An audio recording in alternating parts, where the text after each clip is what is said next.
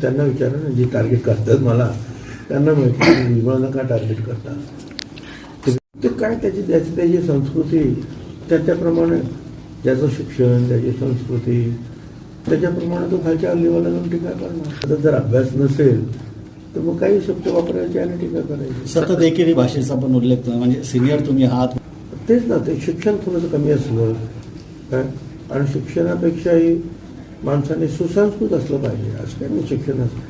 माझ्या माहितीप्रमाणे अनेक आमच्या गावचे मंडळी जे आहेत कदाचित शिक्षण नसेल पण सुसंस्कृत कोणाला कशाला मान सन्मान द्यावा काय करावं हे सगळं ते सांभाळतात.